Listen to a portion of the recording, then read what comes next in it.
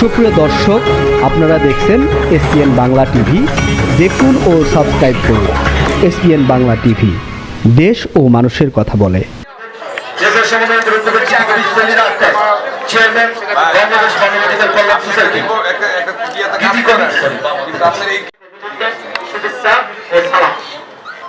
আজকের অনুষ্ঠানে মূল আলোচ্য বিষয় হল মানবাধিকার রক্ষায় পারিবারিক শিক্ষার গুরুত্ব। সমগ্র বিশ্বে আমরা যাকে এক নামে চিনি সে হল বোনাফাইড। কি বোনাফাইড নামটা আমি ভুলে গেলাম।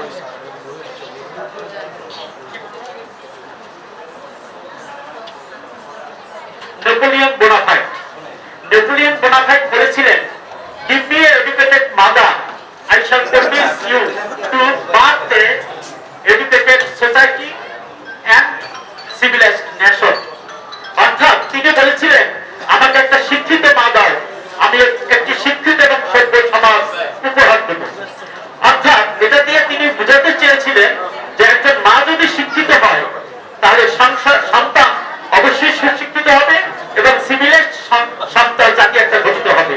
একজন মা শিক্ষিত হলে সন্তান শিক্ষিত হবে, সন্তান শিক্ষিত হলে জাতি শিক্ষিত হবে, জাতি শিক্ষিত হলে একটা সমাজ, সমগ্র দেশ এবং একসময় সমগ্র বিশ্ব শিক্ষিত এবং সভ্য জাতিতে পরিণত হবে। কিন্তু আমরা এগুলো থেকে একটু পিছনে পড়ে আছি, আমরা শিক্ষার উপরে জোর দেইনি। বর্তমান সময়ের যে অন্তর্বর্তীকালীন সরকার আছেন তারা বিভিন্ন সংস্কার করার জন্য কমিশন গঠন করেছেন, কিন্তু অতীব দুঃখের বিষয় শিক্ষা সংস্কার কমিশন অদ্যাবধি গঠিত হয়নি, যেটি ছিল প্রথম এবং প্রধান কমিশন। যদি শিক্ষা সংস্কার হতো তাহলে আমার মনে হয় আমরা অনেক কিছু থেকেই যে দুরবস্থার মধ্যে আছি এগুলো থেকে আমরা পার হতে পারতাম, কিন্তু দুঃখের বিষয় আমরা সেই শিক্ষা সংস্কার কমিশন পাইনি। এখন পারিবারিক থেকে একটা সন্তানের কিভাবে সুশিক্ষা হয়, একটা পারিবারিক থেকেই একটা সন্তানের সুশৃঙ্খলা, ধর্মীয় চেতনা এবং একজন আদর্শ মানুষ হিসেবে গড়ে তোলার উপযুক্ত সময়।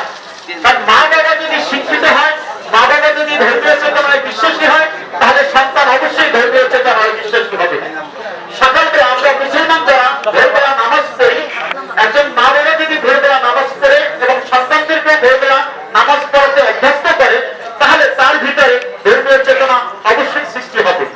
মা বাবা যদি বাচ্চাদের লেখাপড়ার দিকে বেশি গুরুত্ব দেয় এবং সত্যিকার অর্থে একাডেমিক শিক্ষা না, পারিবারিক শিক্ষা, ধর্মীয় শিক্ষা, সামাজিক শিক্ষা, এই সমস্ত শিক্ষা শিক্ষিত করে, তাহলে বাচ্চাটি অর্থাৎ সন্তানটি অবশ্যই সুশিক্ষিত হবে।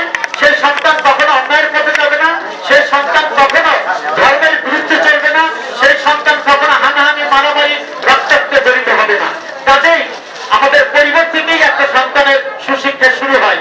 তাই কাজেই আমরা এখানে যারা উপস্থিত আছি, আমি সবাইকে উদ্দেশ্য করে বলতে চাই, আমরা আমাদের সন্তানদের দিকে খেয়াল রাখি।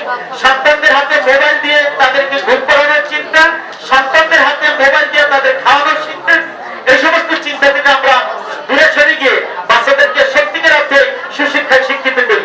এই শিক্ষা, যে শিক্ষায় তাদের ভিতরে সিনিয়রদেরকে সম্মান করতে শিখবে, যে শিক্ষায় তাদের ভিতরে মানবতা সৃষ্টি হবে, যে শিক্ষায় তাদের ভিতরে ধৈর্য চেতনা সৃষ্টি হবে, যদি এইগুলো আমরা করতে পারি তাহলে আমার মনে হয় মানবাধিকার যে প্রতিষ্ঠা করার যে মূল কাঠামো সেটা শিশুকাল থেকেই সন্তানদের মধ্যে সৃষ্টি হবে।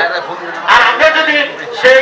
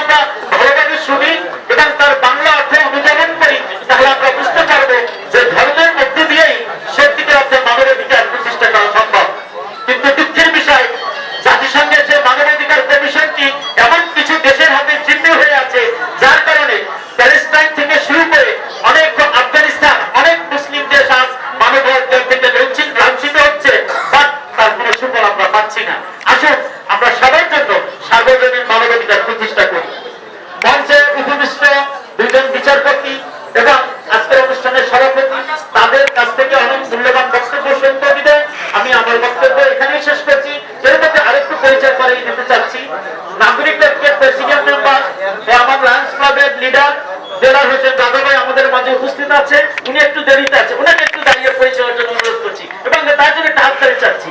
জেলা হোসেন রাজা ভাই।